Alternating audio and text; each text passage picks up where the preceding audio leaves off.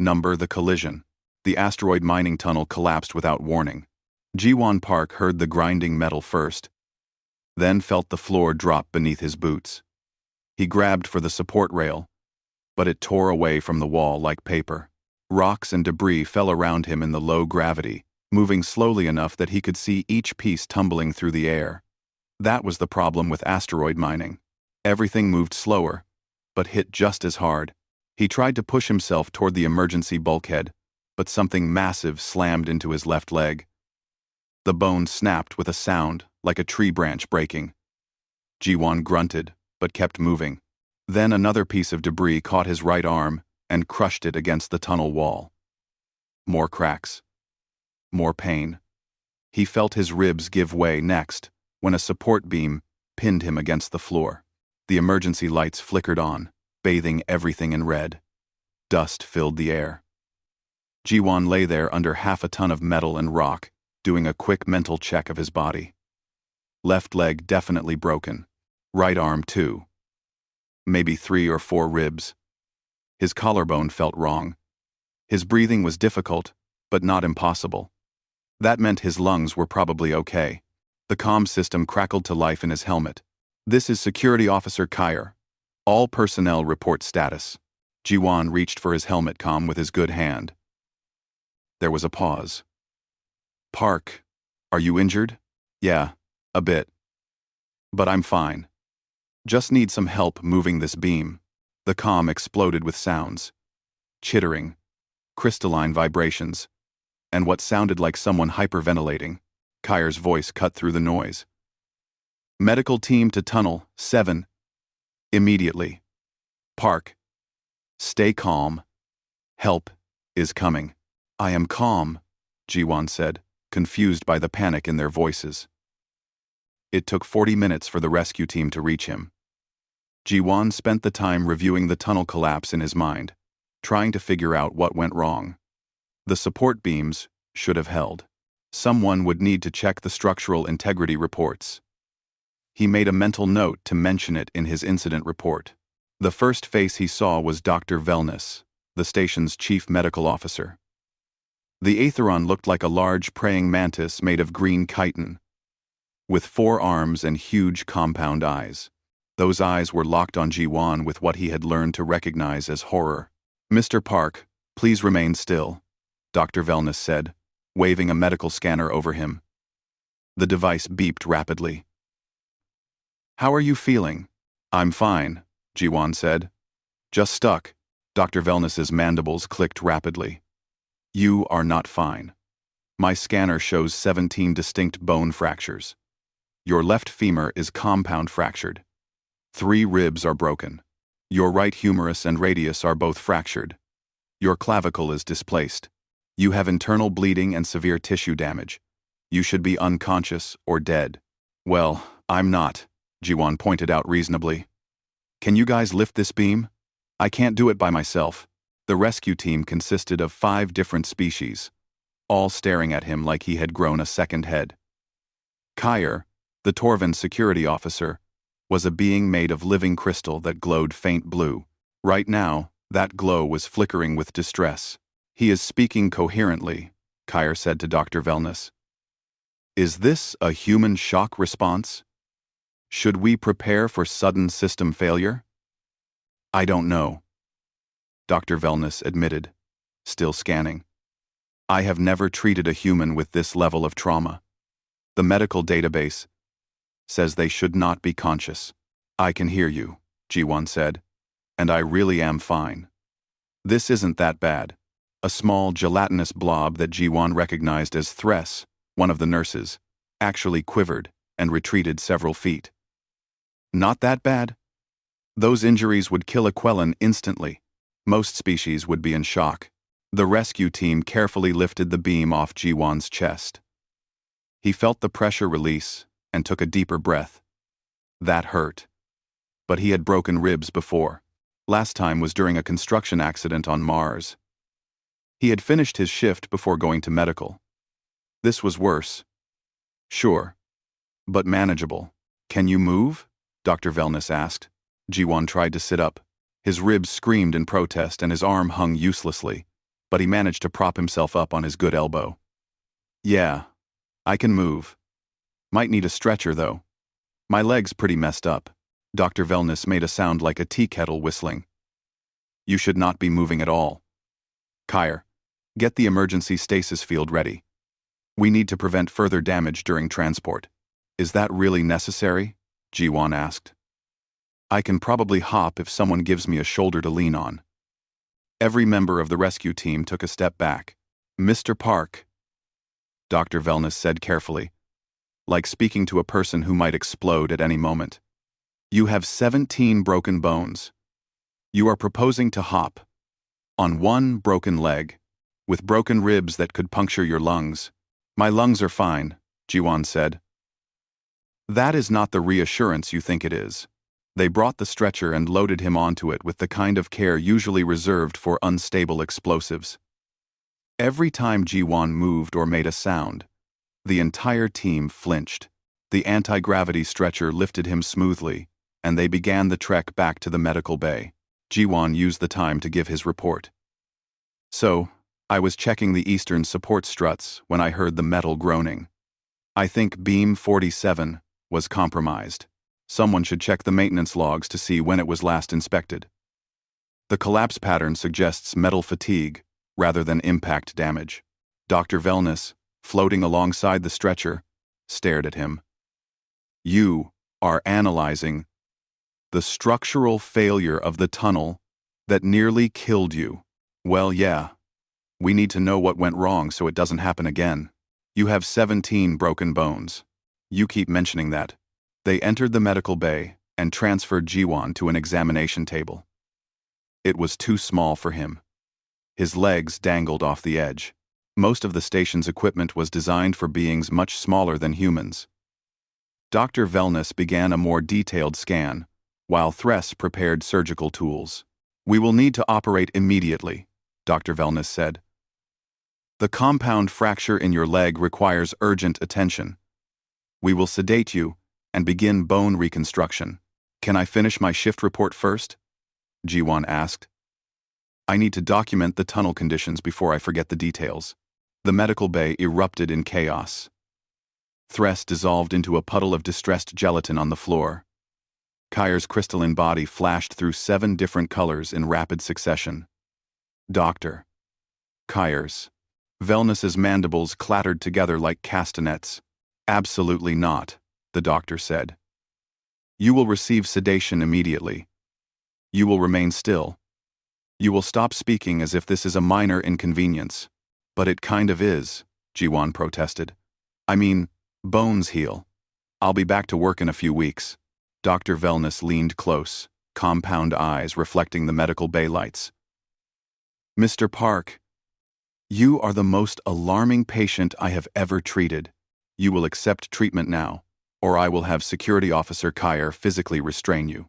Ji-Wan looked at Kyer, who nodded seriously. I will do it. For your own safety. Okay, Ji-Wan said, raising his good hand in surrender. You guys seem pretty worried about this. I'll cooperate. Thank you, Dr. Wellness said with obvious relief. Now, I am going to administer a sedative that should work on human physiology. Should? Ji-Wan asked. Humans are new to the Galactic Medical Database. We are learning as we go.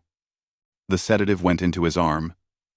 Ji-Wan felt a slight drowsiness creeping in. As his eyes closed, he heard Dr. Wellness speaking to the medical team. Note for the record. Human patient remained conscious and coherent, with 17 bone fractures, internal bleeding, and severe trauma. Patient claimed to be fine and requested to continue working. This species is either incredibly resilient or completely insane. Possibly both. Ji-Wan wanted to argue that point, but sleep pulled him under before he could form the words. Number. The diagnosis. Ji-Wan woke up in the recovery section of the medical bay. The ceiling was too low, and the bed was definitely too short.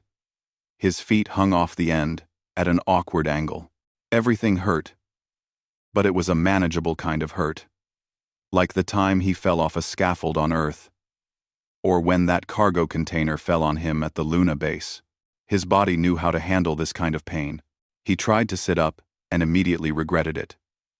His ribs reminded him they were broken. "Patient is awake," a mechanical voice announced. Within seconds, Dr. Wellness appeared at his bedside, medical scanner in 2 of her 4 hands. "Mr. Park, you should not be moving. The surgery was completed 3 hours ago. You need to rest." "I'm fine," Jiwon said automatically. "How did the surgery go?" Dr. Wellness's mandibles clicked in. What Jiwon had learned meant frustration. "The surgery went well, considering I was operating on a species I barely understand. Your bones have been set and sealed with medical adhesive. The internal bleeding has been stopped. Your arm is in a stabilization field. You should make a full recovery in approximately 6 to 8 months. "Months?" Jiwon blinked. "That seems long. I was thinking maybe 6 weeks. The doctor's entire body went rigid. "Mr. Park, you had 17 broken bones. Some species never recover from that level of trauma. 6 to 8 months is optimistic." "Oh," Jiwon thought about that. "Can I get some water? And maybe my data pad? I should check on the tunnel repair schedule." "You are thinking about work," Dr. Wellness said flatly. "You nearly died 6 hours ago, and you want to check the repair schedule. Someone needs to make sure they fix the structural problems before anyone goes back in there." Dr. Wellness brought him water in a container designed for beings with different mouth structures. It took Jiwon 3 tries to drink from it without spilling. A nurse who looked like a floating jellyfish brought his data pad and then quickly retreated to the other side of the room. Jiwon was scrolling through work messages when the door opened. Minji Choi, the colony administrator, walked in carrying a bag of what looked like actual Earth food. She was in her 40s, with gray streaking through her black hair, and she looked completely unsurprised to see Jiwon awake and working. "Of course you're already working," she said. "I brought you real food. The alien stuff won't kill you, but it tastes like plastic." "Thanks, boss." Jiwon accepted the bag gratefully. "Did you get my message about Beam 47? "I did. Maintenance is already checking the other beams in that section." Minji pulled up a chair that was too small for her and sat down carefully. "Dr. Wellness, how's our patient really doing?" The doctor's eyes swiveled to look at Minji. "He has 17 bone fractures, internal injuries, and severe trauma. Yet he is awake, alert, and asking about work schedules. Can you explain this to me?" Minji sighed. "That's just how humans are. We're built to keep going even when we're hurt. It's an evolution thing. Our ancestors had to walk for days with injuries to get to safety. That is horrifying." "Yeah, we get that a lot." Minji turned to Jiwon. "How bad is the pain?" "Real answer. Not the tough guy answer." Jiwon considered. "Like a 6 out of 10? It hurts, but I've had worse." Dr. Wellness made that whistling sound again. 6 out of 10. By human standards, a 6 means what, exactly? "It means it hurts enough to notice, but I can think around it," Jiwon explained. 10 would be like, can't focus on anything else. "And you have experienced a 10 before?" "Couple times. Construction accident on Mars was probably an 8 or 9. Appendix rupture when I was 20 was definitely a 10. The doctor's mandibles stopped clicking entirely. She turned to Minji. "Pretty typical, yeah. We had another guy, Do-Yoon Lee, who worked for 3 days with a concussion before someone noticed. Humans are stubborn about admitting when we're hurt." "Why?" Dr. Wellness asked, and she sounded genuinely confused. "What evolutionary advantage does it serve to deny injury?" Minji thought about that. "I think it's because our ancestors lived in groups. If you showed weakness, you might get left behind. So, we learned to keep going, no matter what. Also, humans don't like being a burden on others. That is the most counterproductive survival trait I have ever encountered. It keeps us alive, though," Jiwon pointed out. "If I had panicked down in that tunnel, I might have made things worse, Staying calm helped me survive until you guys got there. Dr. Wellness pulled up a holographic display showing the scans from the tunnel. Mr. Park, according to these readings, you should have gone into shock within minutes. Your blood pressure should have dropped. Your brain should have shut down non-essential functions. Instead, you gave a structural analysis of the tunnel collapse. My brain was working fine. Why would it shut down? Because that is what happens to most species when catastrophically injured. The doctor's voice rose higher. Pain is supposed to stop you from further injuring yourself. It is a warning system. Your species treats it as background noise. Thress, the gelatinous nurse, oozed over carefully. Dr. Wellness, I have completed the human biology research you requested. The findings are disturbing. Show me. Thress activated a display. Humans have redundant organs. 2 kidneys, 2 lungs. Even though they can survive with one of each, their bones are incredibly dense compared to their body weight. They have an unusually fast healing factor for a species of their size, and their pain tolerance is 10 to 15 times higher than most known sapient species. That explains so much, Dr. Wellness muttered. It gets worse, Thress continued. Human psychology includes something called stubbornness, which is classified in their own medical literature as a psychological hazard. They will continue attempting tasks even when logic says it is impossible. They view giving up as a personal failure. We're not that bad, Ji-won protested. Minji patted his good arm. Ji-won, last year you finished a repair job with a broken finger because you wanted to get it done. It was just a finger, you see? Thress said to Dr. Wellness. Just a finger. He has 17 broken bones and says he is fine. Dr. Wellness was quiet for a long moment, studying the data. Everything I know about treating trauma is based on species that actually respond appropriately to pain. We do respond to pain, Ji-won said. We just don't let it stop us unless we have to. That is not a response. That is denial. Minji stood up. Doctor, I know Ji-won seems crazy by your standards, but this is normal for us. We're aware it's weird. We just can't really change how we're built. I am beginning to understand why humans have a reputation in the galactic community, Dr. Wellness said. Other species think you are either the bravest or most foolish beings in known space. Probably both, Minji agreed cheerfully. Alarm beeped on Dr. Wellness's scanner. Mr. Park, your heart rate is elevated. Are you in increased pain? No. I'm just annoyed that I can't scratch my nose. This stabilization field on my arm is itchy. You are worried about an itch. With 17 broken bones, the bones don't itch. The field does. Dr. Wellness turned to Thress. Make a note. Human patients will complain about minor discomforts while ignoring major trauma. This is apparently normal for them. Already noted, Thress said quietly. Ji-won looked at his datapad again. Hey, Minji. Did anyone recover my tools from the tunnel? I had a custom wrench down there that I really like. Your custom wrench, Minji repeated slowly. You're worried about a wrench. It's a good wrench. Dr. Wellness made a sound like air escaping from a valve. I am going to need to speak with the other human crew members. I must understand if this is truly normal, or if Mr. Park is an unusual case. He's pretty normal, Minji assured her. Maybe a bit more stubborn than average, but not by much. Terrifying, Dr. Wellness muttered. Your entire species is terrifying. Ji-won finished his earth food and felt much better. So, when can I get back to work? 6 to 8 months, Dr. Wellness said firmly. What if I promise to take it easy? Just light duty? Mr. Park, you have 17 broken bones. You really like that number. It is seared into my memory, forever. Minji laughed. I'll leave you two to figure this out. Ji-won, try not to give the doctor a breakdown. We only have one medical officer on this station. After Minji left, Dr. Wellness settled into the chair. Mr. Park, I need you to understand something. My species, the Etherons, are fragile. A fall from standing height can break our exoskeletons.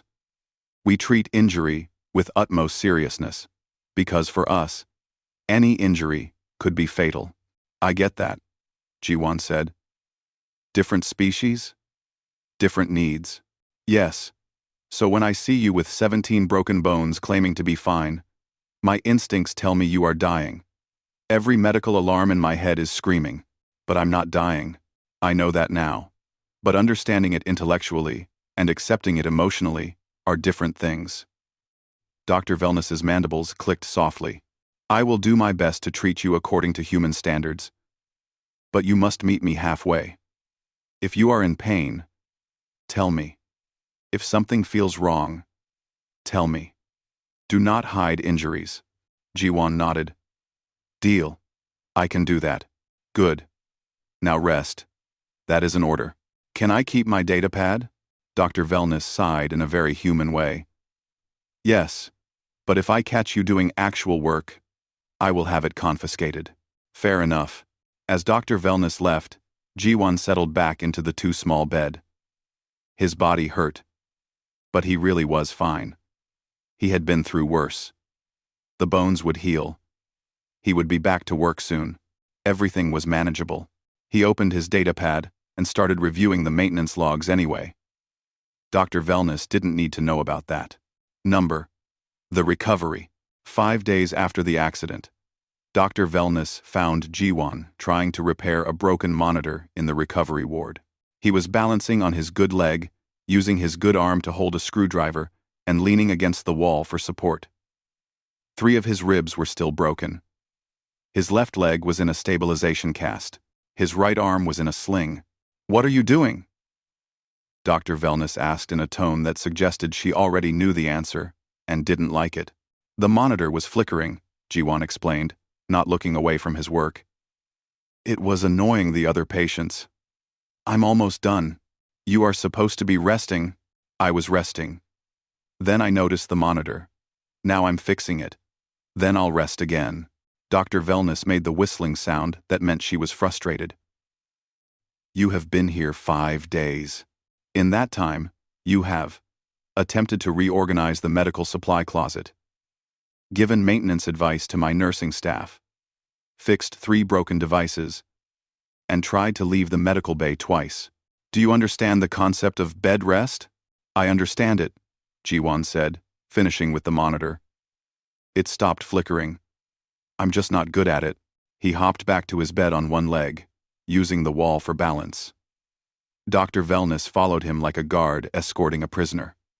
Once he was back in bed, she ran her medical scanner over him. Your bones are healing faster than predicted, she said, surprise evident in her voice. The fractures in your ribs show significant calcium deposit formation. At this rate, you might be mobile in 3 months instead of 6. See? I told you I'd be fine. That is still 3 months, Mr. Park. Not 3 days. The door opened, and Do-Yun Lee walked in carrying a bag that smelled amazing. He was another human engineer. Shorter than Ji-won, but built like a concrete block. He grinned when he saw Ji-won. Hey, you're alive! I brought spicy noodles from the human quarters. The real stuff from Earth. You can't bring that in here, Dr. Wellness said immediately. Those noodles are toxic to 3 different species on this station. Good thing I'm only feeding them to 1 human then, Do-Yun said cheerfully. He handed the container to Ji-won. Eat up. You look terrible. Thanks, Ji-won said, already opening the container. The smell made his mouth water. Station food was nutritious, but bland. Dr. Wellness watched in horror as Ji-won ate noodles that would literally kill some of her other patients. How can you eat something so dangerous? It's not dangerous to us, Ji-won said between bites. It's just spicy. The capsaicin levels would cause respiratory failure in a Vrex, Dr. Wellness said. You are consuming it voluntarily. For pleasure. Humans like spicy food, Do-Yun explained. It triggers pain receptors in our mouths, but our brains interpret it as enjoyable. It's weird. We know. Dr. Wellness's mandibles clicked rapidly. Your species eats pain for fun. I am adding that to my research notes. Doyun pulled up a chair. So, how are you really doing? And don't say, fine. I'm fine, Jiwon said automatically, then caught Dr. Velness's look. I mean, it hurts, but it's manageable. Bored mostly. They won't let me do anything. That's because you broke 17 bones, Doyun said. Remember when I cracked my spine last year? They made me stay in bed for weeks. It's standard procedure. You cracked your spine? Dr. Velness asked weakly. Cargo container fell wrong. Landed on my back. Doyun shrugged. It wasn't that bad. Hurt like hell. But I healed up okay. Humans are insane, Dr. Velness muttered. All of you. After Doyun left, Dr. Velness called an emergency meeting with her medical staff. Jiwon could hear them through the thin walls of the recovery ward. They were discussing their impossible patient in worried tones. He is healing too fast, Thress said. The bone scans show accelerated calcium formation. This should not be possible. I have reviewed human medical literature, another voice said. This one belonged to Silith, a Serpentine Vrex physical therapist. Humans heal faster when they remain active. Their bodies respond to stress by accelerating repair processes. However, too much activity can cause re-injury, so we need to find a balance, Dr. Velness said. Enough activity to encourage healing, but not so much that he damages himself further. Good luck with that, Thress said. He tried to leave the medical bay this morning to check on tunnel repairs. I know. I caught him at the door. Jiwon felt slightly guilty about that. But only slightly. He really did need to check on those repairs. The next morning, Silith slithered into the recovery ward. The Vrex was about 12 feet long, covered in blue-green scales, with a flat, triangular head and golden eyes. She moved with fluid grace that made Jiwon's clumsy hopping look even more awkward. Mr. Park, I am Silith. I will be managing your physical therapy. Already? I thought I had to wait a few weeks. Dr. Velness has revised the treatment plan based on human recovery rates. We will begin with gentle exercises today. Very gentle.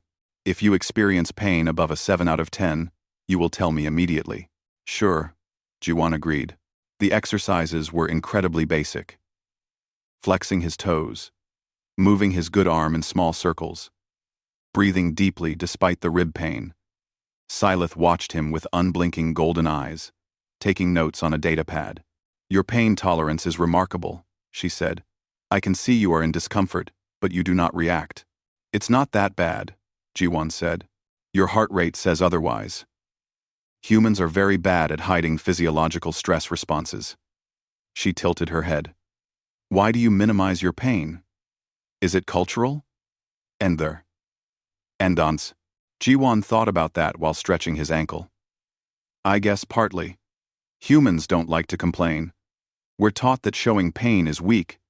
But also, pain is just information. It tells me something is damaged, but I already know that. Focusing on it doesn't help.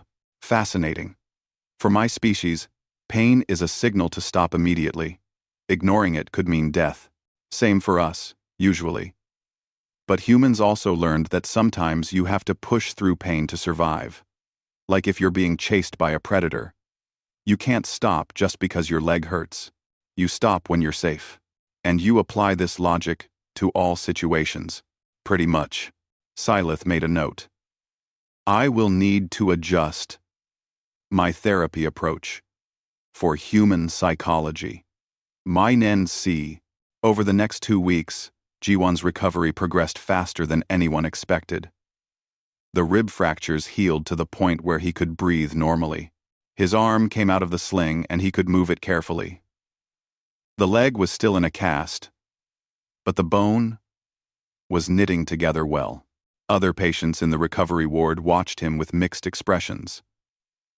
There was a Torvan with a cracked crystal shell who had been there for 3 months, a Quellan who had suffered a minor fall and was still recovering 2 months later.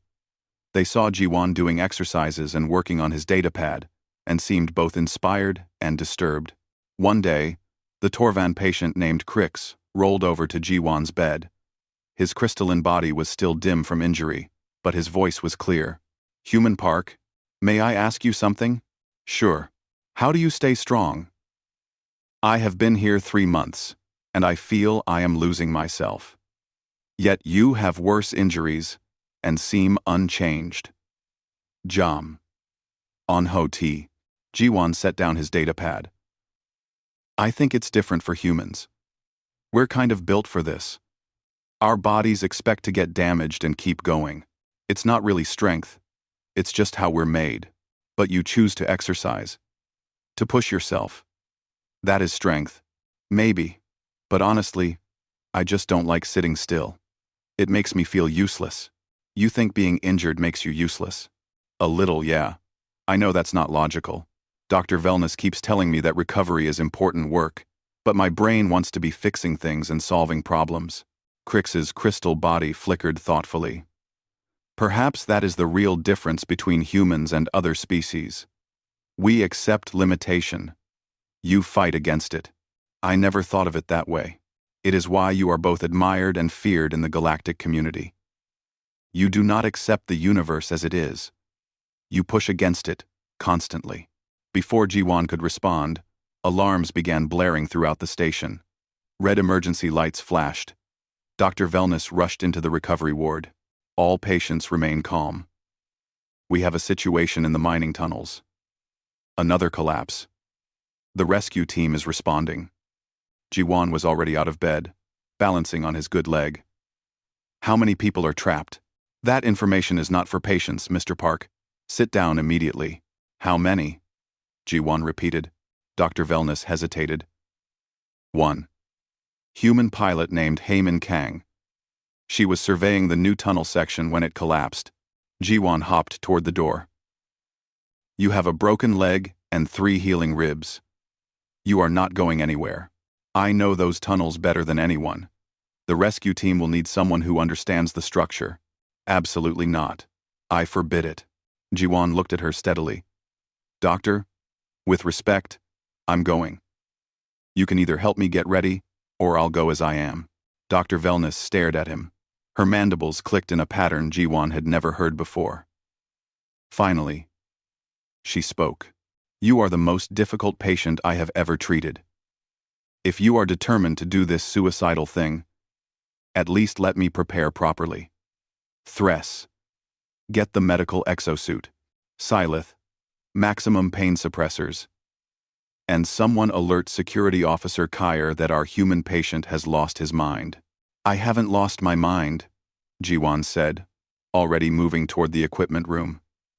"Someone needs help. I can help. That's all there is to it." "That is human logic in its purest form," Crix said from his bed. "Terrifying and admirable in equal measure." Jiwon pulled on his boots with one hand and hopped toward the airlock. Behind him, he heard Dr. Wellness giving rapid orders to her staff. "If he dies doing this, I want it noted that I strongly objected. And someone should probably warn Heyman Kang that her rescue is being attempted by a human with 17 healing bone fractures, who thinks he is fine." "Oh, I am fine," Jiwon called back. "I'll prove it. Number." The return. The medical exosuit was designed for injured crew members who needed mobility assistance. It covered Jiwon's legs and torso with lightweight metal supports that took pressure off his healing bones. Dr. Wellness adjusted the settings with trembling hands while muttering about humans and their terrible decisions. "This suit will support your weight and protect your ribs," she explained. "But it cannot prevent re-injury if you do something foolish. Which you will. Because you are human." "I'll be careful," Jiwon promised. "You said you were fine with 17 broken bones. Your definition of careful terrifies me." The transport to the collapse site took 12 minutes. Jiwon rode with the rescue team, studying the tunnel schematics on his datapad. Security Officer Kyer glowed a worried orange color. "Park, you should not be here. You are injured. I'm the best chance Heeman has." I know these tunnels. We have other engineers. None who have been inside that specific section as much as me. I helped design the support structure. The rescue team leader was a massive Gorlian named Brox. He stood 8 feet tall with rocky gray skin and 4 arms. He had been skeptical when Jiwan arrived in the exosuit. An injured human wants to lead a rescue operation. This is madness. I'm not leading anything, Jiwan said. I'm consulting. But I'm going in. You are barely healed. Heyman doesn't have time for me to be fully healed. They reached the collapse site. The entrance was partially blocked by debris. Emergency lights cast everything in red. Jiwan could hear creaking metal and the hiss of escaping air. The tunnel was still unstable. Heman Kang, this is rescue team. Can you hear us? Kyer called into the comm. A weak voice responded. I hear you. I'm trapped under a support beam. Can't move my legs. It's hard to breathe. We're coming for you, Brock said. Stay calm. Jiwan studied the debris pattern. The main tunnel is blocked, but there's a maintenance shaft on the western side. It's narrow, but it leads to where she is. How narrow? Brox asked. Too narrow for you. You can barely walk. The exosuit will help. And someone needs to reach her fast. That creaking sound means the tunnel could collapse further any moment. Brox's 4 arms crossed. I do not like this plan. Neither do I, Jiwan admitted. But it's the best option we have. The maintenance shaft entrance was a square opening barely 2 feet on each side. Jiwan studied it, calculating. He could fit if he went in sideways and kept his injured leg straight. It would hurt. But pain was just information. Back in the medical bay, Dr. Velness watched through the camera feed on Jiwan's helmet. Mr. Park, please reconsider. That space is too confined. It's the only way to reach her quickly. You will damage your healing bones. Maybe. But if I don't go, Hyemin might die. That's worse. He heard Dr. Velness sigh. Humans, you are all impossible. Jiwan detached the leg supports from the exosuit. They were too bulky for the tight space. He kept the torso support for his ribs. Then he lowered himself into the maintenance shaft. The space was immediately claustrophobic. Jiwan had to move sideways, pushing himself forward with his good leg while dragging the injured one. The metal walls pressed against him from both sides. Dust filled the air. Every movement sent pain through his ribs. But he kept going. Park, your vitals are spiking, Dr. Velness said in his ear. Your heart rate is at 140. I'm exercising. That's normal. You are crawling through a collapsing tunnel with broken bones. That is not exercise. That is madness. Jiwan ignored her and kept moving. The shaft turned sharply left. He had to twist his body to make the corner. Something in his ribs shifted. Not broken again, but definitely not happy. He grunted, but didn't stop. Did you make a pain sound? Dr. Velness asked immediately. I'm fine. That is not an answer. The shaft opened into a small junction room. Jiwan pulled himself out and took a moment to breathe. His ribs screamed in protest. Through the far wall, he could hear Hyemin's labored breathing. Heyman, it's Jiwan Park. I'm in the junction next to you. I'm going to get you out. Jiwan? Her voice was weak. What are you doing here? Yeah, but they let me out for this. They let you out?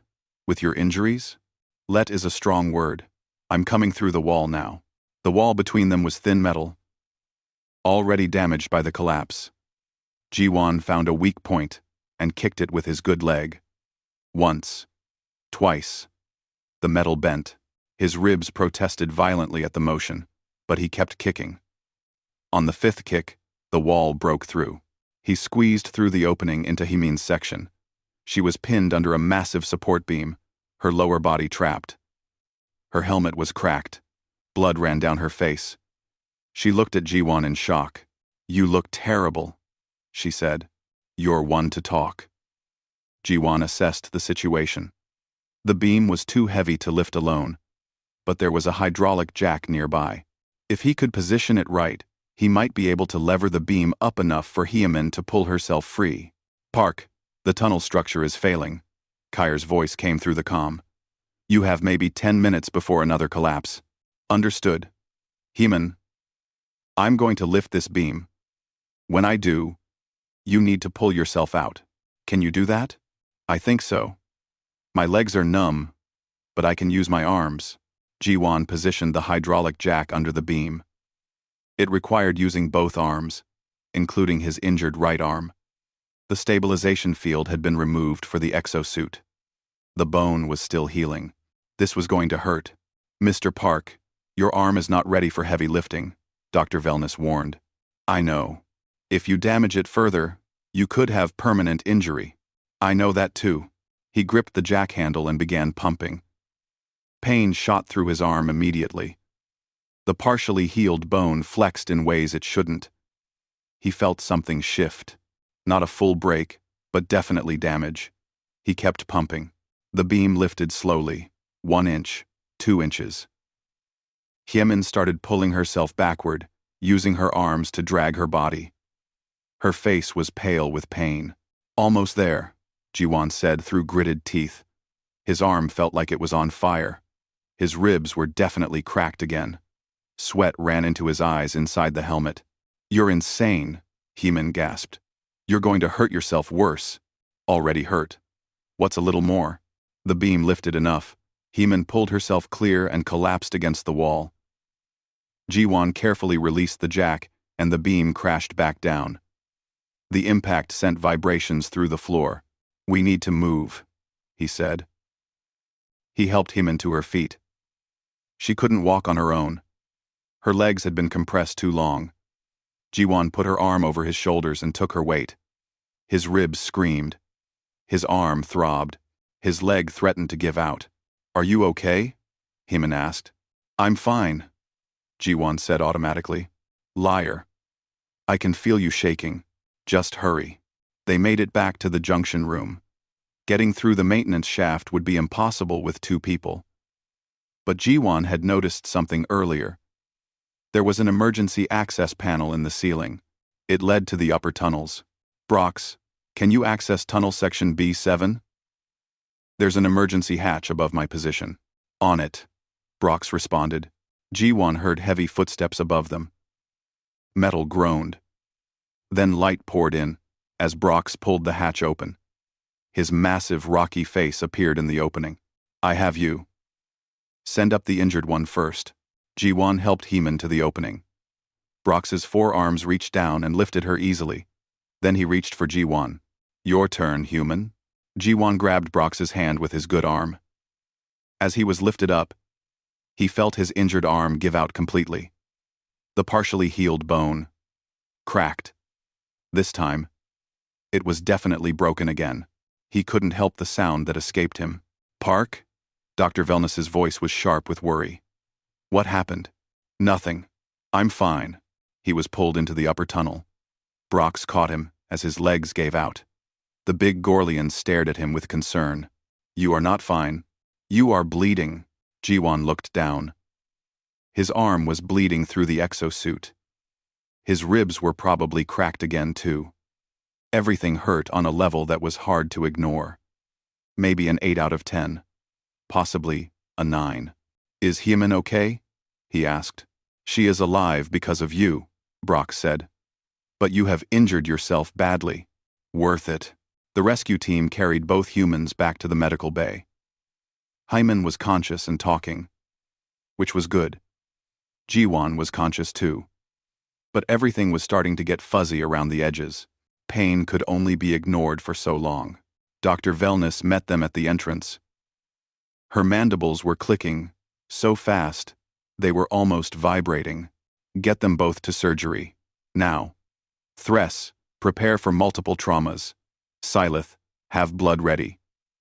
This human has rebroken at least 3 bones. Is Hyemin going to be okay? Jiwon asked as they transferred him to a medical bed. Yes. She has compression injuries but no breaks. She will recover fully. Dr. Wellness leaned over him. compound eyes reflecting his face.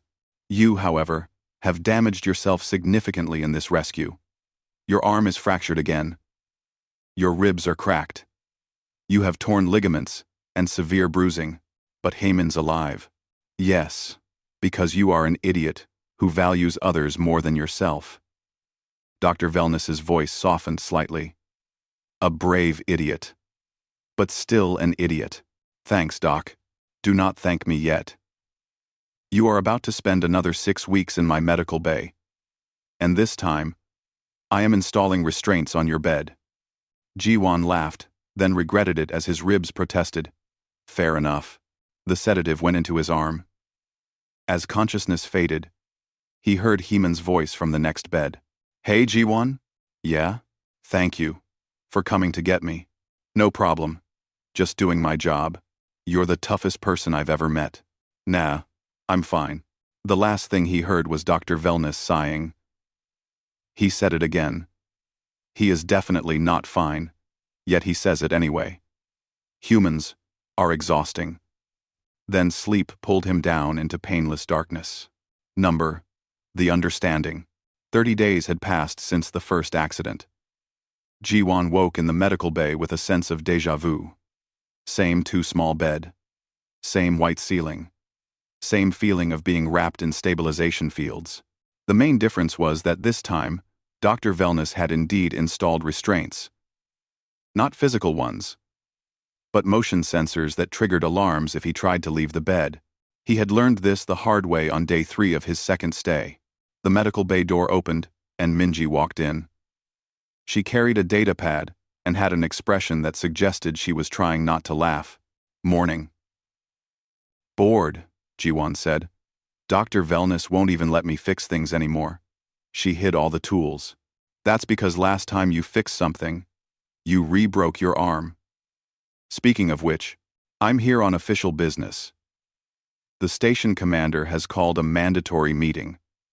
Everyone on the station has to attend. What's it about? You, actually. And human safety protocols. Apparently, your little rescue mission has caused a station-wide panic about whether humans understand the concept of self-preservation. Ji-won winced. That seems excessive. Ji-won, you went into a collapsing tunnel with broken bones, re-injured yourself. And when asked if you were okay, you said you were fine. The entire alien population is having a collective nervous breakdown about it. An hour later, Ji-won found himself in the station commons on a hovering medical bed. He couldn't walk yet. Not with his legs still healing for the second time. The room was packed with every crew member on the station. Hundreds of different species. All staring at him. Station Commander Krill stood at the front. The Zentari was a tall being made of flowing silver material that changed shape slightly as they moved. They had a reputation for being logical and diplomatic, which was probably why they looked stressed right now. Thank you all for coming, Commander Krill said. We are here to discuss recent events and implement new safety protocols. Dr. Wellness will present her findings. Dr. Wellness stepped forward. Her mandibles clicked nervously. I have spent the last month studying human biology and psychology. The findings explain much about why our human crew members behave in ways that seem reckless or suicidal to other species. She activated a holographic display showing a human skeleton. Humans evolved on a death world called Earth. Their planet has extreme weather, dangerous predators, and frequent natural disasters. To survive, humans developed several unusual traits. The skeleton rotated, highlighting different features. First, physical resilience. Human bones are incredibly dense. Their organs have redundant functions. They can lose significant blood volume and remain conscious. Their healing factor is aggressive. Sometimes, healing injuries in weeks that would take other species months or years. Murmurs ran through the crowd. Several species looked uncomfortable with this information.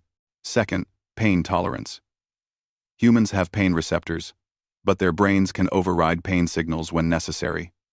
What a human rates as a 6 out of 10 would incapacitate most species. What they rate as a 10 would kill many of us. Thress oozed forward slightly. I have witnessed this personally.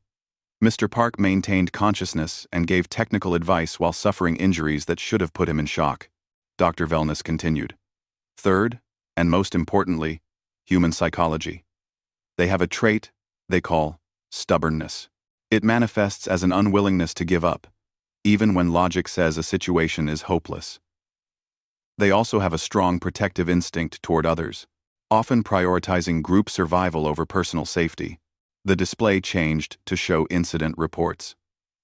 Since humans joined our station 6 years ago, we have had 42 incidents of humans working while injured, 27 cases of humans claiming to be fine when medical scans showed significant trauma, and 15 cases of humans attempting dangerous rescues, despite being injured themselves.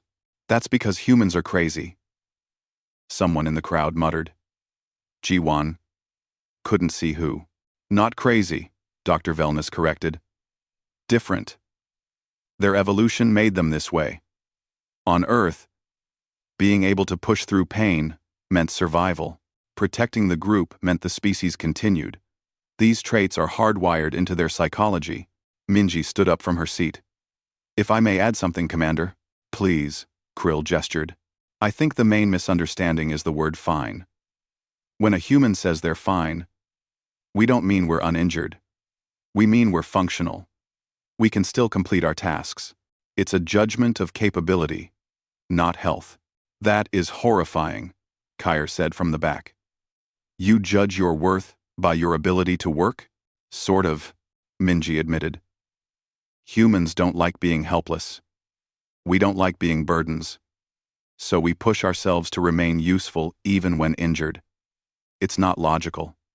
It's emotional. Commander Krill raised a hand for silence. Dr. Wellness, what do you recommend? New protocols. When a human reports an injury, we conduct immediate medical scans, regardless of their self-assessment. Human crew members should be evaluated by both human and alien medical staff to get accurate health reports. And we need to educate all species on the station about human psychology so we can better interpret their communication. Additionally, Krill said, I am implementing mandatory rest periods for injured crew members. Mr. Park, this means you, specifically. When Dr. Wellness clears you for duty, you will have restricted duty for 1 month. Light tasks only. If you violate this, there will be consequences. Understood, Commander, Ji-won said from his medical bed. The meeting continued with more details about protocol changes. Ji-won listened with half attention, still feeling awkward about being the center of all this. When the meeting ended, crew members approached him. Brox was first. The massive Gorlian looked embarrassed. Park, I doubted you before the rescue. I thought you were too weak to help. I was wrong. You have the strength of your species, just not in the way I expected. I apologize. No apology needed. You were trying to protect me. That's the right instinct. Crix, the Torvon patient from the recovery ward, rolled over next. His crystal body was glowing bright blue now, fully healed. Human Park, I wanted to thank you. Watching your recovery inspired me. I pushed myself harder in physical therapy because I saw you doing the same. I am healed now. Because of your example, I'm glad I could help. Others came forward with similar messages. Some were thankful. Some were still disturbed by human resilience. All of them seemed to understand better now. After the crowd dispersed, Hyman approached. She was walking with a cane but looked healthy. Hey, how are you feeling? I'm fine, Ji-won said, then caught himself. I mean, I'm healing well. Still in pain, but it's manageable. Progress, Heeman laughed. You actually admitted to pain. Dr. Wellness would be proud. She sat down next to his medical bed. I wanted to give you something. She pulled out a custom repair tool, beautifully crafted with Ji-won's initials engraved on the handle. I made this while I was recovering. It's a thank you for saving my life. You didn't have to do that. I know. But I wanted to. You broke yourself worse to pull me out of that tunnel. The least I can do is make sure you have good tools when you go back to work. Thank you. Just promise me something. Next time you want to do something heroic and stupid, maybe think about it for 5 seconds first. I'll try. No promises, though. Dr. Wellness appeared at the bedside. Visiting hours are over. My patient needs rest. As everyone left, Dr. Wellness ran her medical scanner over Jiwon one more time. Your bones are healing well. Again. I estimate 2 more weeks before you can walk without assistance. 1 month before full duty. That's faster than expected. Humans heal faster than expected. I am learning this is normal. She set down the scanner. Mr. Park, I have been thinking about our relationship as doctor and patient. Mr. Park, what about it? When you first arrived with 17 broken bones, I was terrified. I thought you were dying and in denial. Every time you said you were fine, I heard a death cry. It was frustrating and frightening. I'm sorry for scaring you. Let me finish. After studying human biology and psychology, I understand now. When you say you're fine, you're not lying. You genuinely believe it because your species' definition of fine is different from mine. You are fine by human standards. Even if you would be dying by mine. She paused, mandibles clicking thoughtfully. I still disagree with your assessment most of the time. You are not fine when you have broken bones. But I understand why you think you are, and that understanding makes it easier to treat you. So we're okay? We are okay. But Mr. Park, I need you to understand something as well. Just because you can push through pain does not mean you should. Just because you can function while injured does not mean it is wise. Your body may heal quickly, but repeated injury takes a toll. Eventually, even human resilience has limits. I know. I'll try to be more careful. I will believe that when I see it. Doctor, Wellness's tone softened. But I appreciate the effort. And despite everything, you are one of the most interesting patients I have ever treated. Frustrating, but interesting. 3 months passed. Jiwon returned to full duty with no complications. His bones had healed completely. Though Dr. Wellness insisted on monthly checkups, he had learned to be slightly more honest about his pain levels, though he still defaulted to saying fine most of the time. The new safety protocols were working well. Human crew members were adapting to more thorough medical checks. Alien crew members were learning to interpret human communication better. The station ran smoother than before. One day, Jiwon was in the maintenance bay when alarms sounded. Another new arrival human engineer had been injured in a minor accident. Nothing serious, just a sprained wrist and some bruises. Jiwon headed to the medical bay out of curiosity. Dr. Wellness was examining the new engineer, a young human woman who looked nervous.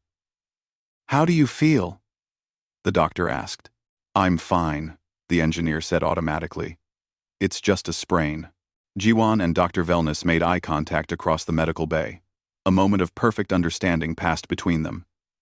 Jiwon shook his head with an amused smile. Doctor. Wellness's mandibles clicked in what might have been laughter. Yes, of course you are fine, Dr. Wellness said patiently. All humans are always fine. Let me scan you anyway to determine how fine you actually are.